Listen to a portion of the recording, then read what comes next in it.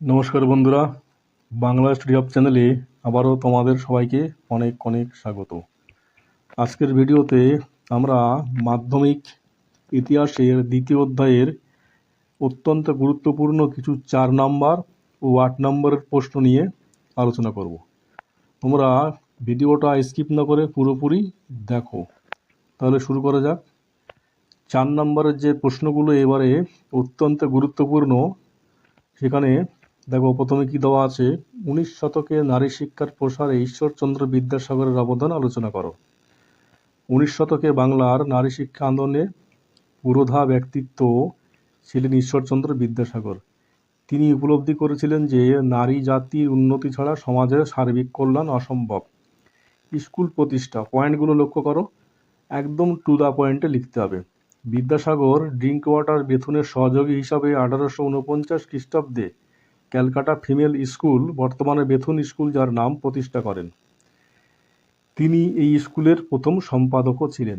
গ্রামীণ এলাকার নারী শিক্ষা, দেখো দক্ষিণবঙ্গে স্পেশাল ইন্সপেক্টর অফ স্কুল পদে থাকাকালীন 1857 থেকে 58 খ্রিস্টাব্দের মধ্যে তিনি নিজে সরকারি ক্ষমতা প্রয়োগ করে নদিয়া, বর্ধমান, হুগলি ও মেদিনীপুর জেলায় প্রায় 35টি বালিকা বিদ্যালয় স্থাপন করেন।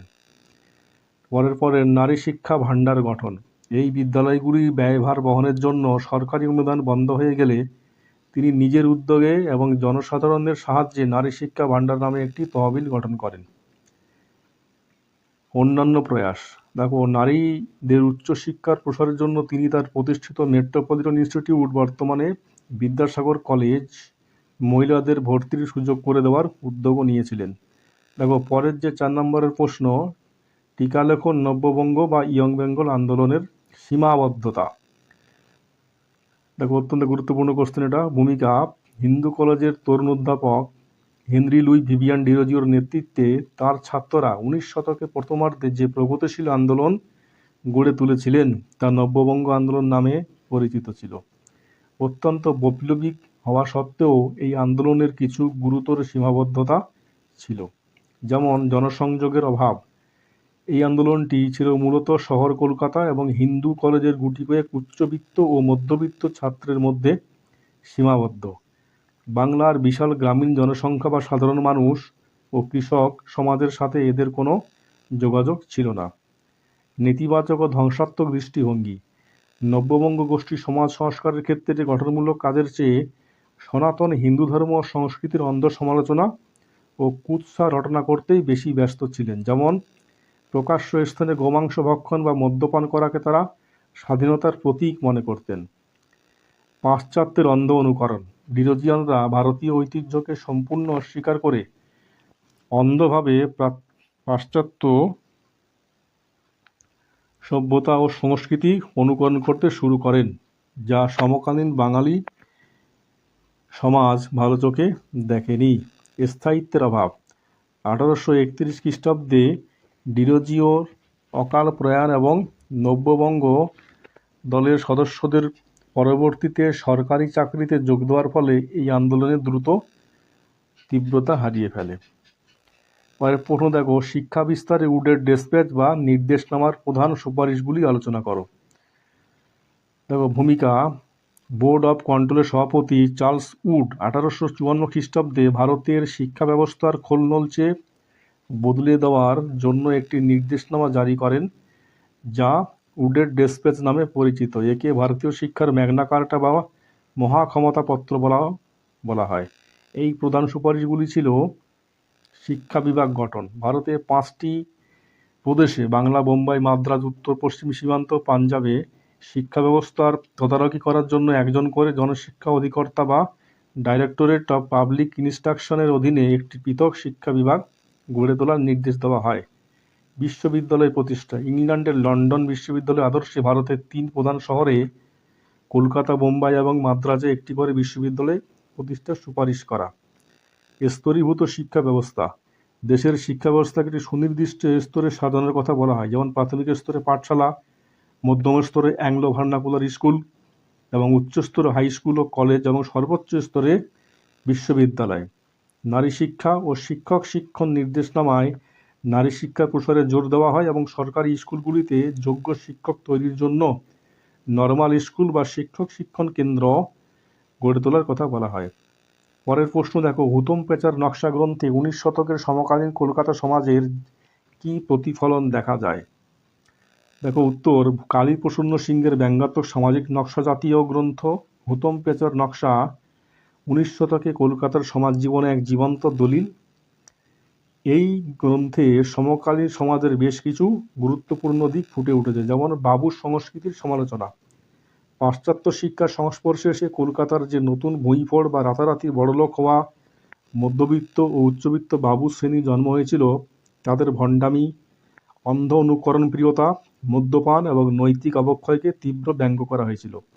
ধর্মীয় ও সামাজিক ভণ্ডামি, সমাজে প্রচলিত ধর্মীয় আচার অনুষ্ঠানের নামে ভণ্ডামি, যেমন চড়ক পার্বণ, বারোয়ারি পুজো, রথযাত্রা এবং গঙ্গাযাত্রার আড়ালে সাধারণ মানুষের কুসংস্কার ও অসৎ উপায় অবলম্বনের ছবি এখানে স্পষ্ট করা হয়েছে। দালালি ও তোষামদের সংস্কৃতি, দেখো ইংরেজ সাহেবদের তোষামত করে এবং দালালি করে যারা সমাজে প্রভাব ও প্রতিপত্তি তৈরি করেছিল, হুতুম তাদের মুখোশ টেনে খুলে দিয়েছেন। ভাষা ও সমাজের বাস্তবতা, সমকালীন কলকাতার কথিত বা চলিত বাংলা ভাষার গ্রামীণ ও শহরের মিশ্র সংস্কৃতির যে টানাপোড়েন চলছিল, তা এই গ্রন্থে অত্যন্ত বাস্তবসম্মত ও রসাত্মকভাবে পরিবেশন করা হয়েছে। পরের প্রশ্ন, 4 নম্বরের পরের প্রশ্ন দেখো, 19 শতকে বাংলার নবজাগরণের চরিত্র বা প্রকৃতি আলোচনা করো। অত্যন্ত ক্রিটিক্যাল প্রশ্ন এটা। এখানে এই নবজাগরণের কিছু সীমাবদ্ধতা আমাদের লিখতে হবে। দেখো ভূমিকা, 19 শতকে পাশ্চাত্য শিক্ষার সংস্পর্শে এসে বাংলার সমাজ, ধর্ম, সাহিত্য, সংস্কৃতি যে যুক্তিধর্মী রূপান্তর ঘটেছিল তাকে বাংলার নবজাগরণ বলা হয়। তবে ইউরোপের রেনেসাঁসের সাথে এর কিছু মৌলিক তফাৎ বা সীমাবদ্ধতা ছিল, যেমন কলকাতা কেন্দ্রিকতা। বাংলার নবজাগরণ ছিল মূলত রাজধানী কলকাতা কেন্দ্রিক, এর সুফল গ্রামীণ বাংলা বা প্রান্তিক মানুষের কাছে পৌঁছায়নি। উচ্চবিত্তদের আন্দোলন, এই আন্দোলনটি গড়ে উঠেছিল মূলত ইংরেজি শিক্ষায় শিক্ষিত হিন্দু উচ্চবর্ণ ও মধ্যবিত্ত ভদ্রলোক শ্রেণীর দ্বারা। বাংলার বিশাল মুসলিম সমাজ বা নিম্নবর্ণের মানুষ বা প্রান্তিক মানুষ এর থেকে সম্পূর্ণ দূরে ছিলেন। ঔপনিবেশিক পরনির্ভরশীলতা, ইতালির নবজাগরণ ছিল সম্পূর্ণ স্বাধীন ও জাতীয়তাবাদী, কিন্তু বাংলার নবজাগরণ গড়ে উঠছিল ব্রিটিশ শাসনের ছত্রছায়ায়। ফলে বাংলার বুদ্ধিজীবীরা অনেক ক্ষেত্রে ব্রিটিশদের শোষণের বিরুদ্ধে তীব্র প্রতিরোধ গড়ে তুলতে পারেননি। দেখো মূল্যায়ন, এই সীমাবদ্ধতাগুলির কারণে ঐতিহাসিক অনিল শীল একে কথিত নবজাগরণ বা সো কল্ড রেনেসাঁস বলে এবং সুশোভন সরকার বা বিনয় ঘোষ একে সীমিত নবজাগরণ বলে অভিহিত করেছেন।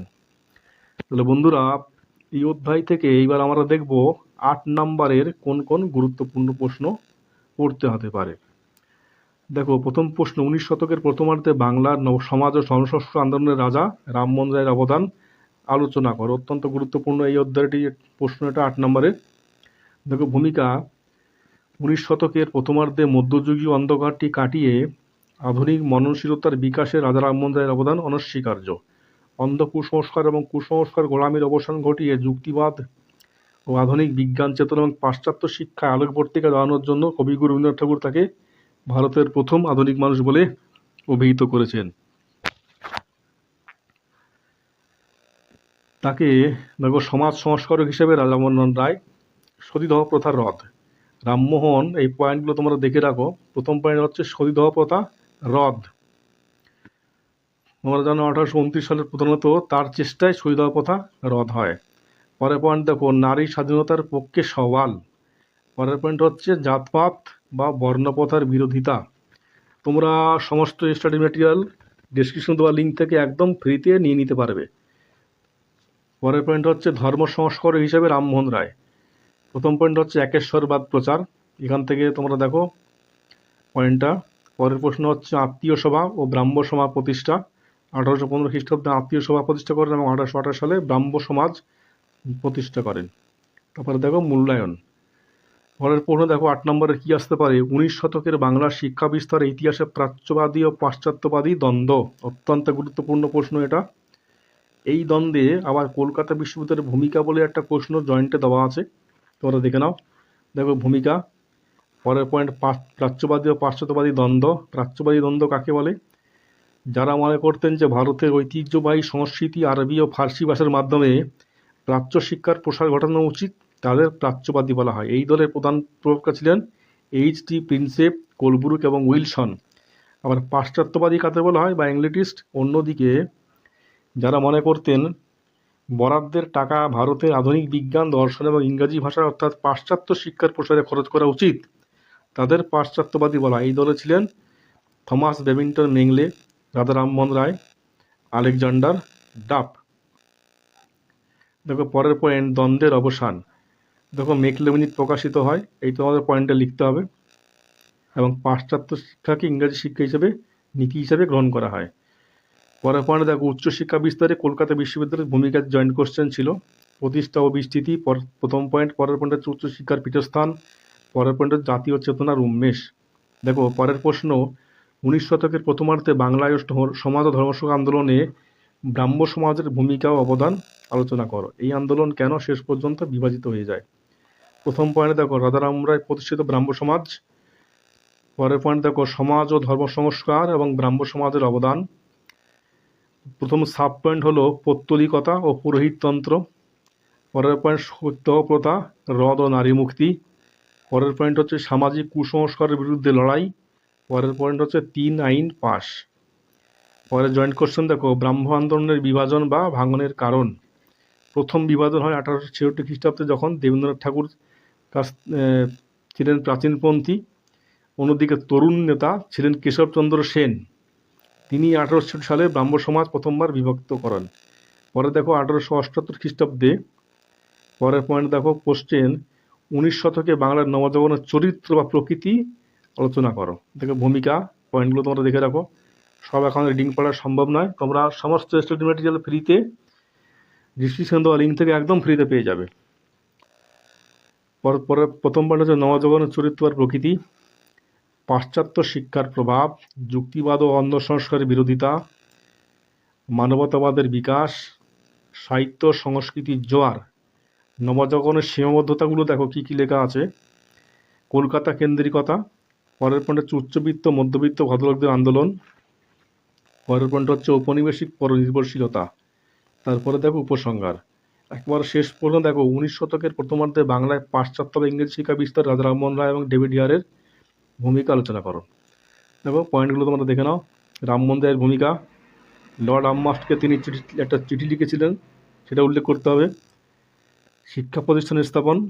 পরের পর হচ্ছে পাশ্চাত্য শিক্ষার পক্ষে জনমত গঠন। তারপরে দেখো ডেভিড হিয়ারের ভূমিকা, তিনি হিন্দু কলেজ প্রতিষ্ঠা, স্কুল বুক সোসাইটির প্রতিষ্ঠা এবং অন্যান্য অবদান। পরে দেখো যৌথ ভূমিকা বলে একটা জয়েন্ট কোশ্চেন প্রশ্ন উত্তর লিখতে হবে। তারপরে দেখো উপসংহার। তাহলে বন্ধুরা, এই ছিল আজকের ক্লাস। ভিডিওটি ভালো লাগলে তোমরা লাইক কমেন্ট শেয়ার করো এবং এই ধরনের আরও ভিডিও পাওয়ার জন্য চ্যানেলটি সাবস্ক্রাইব করো।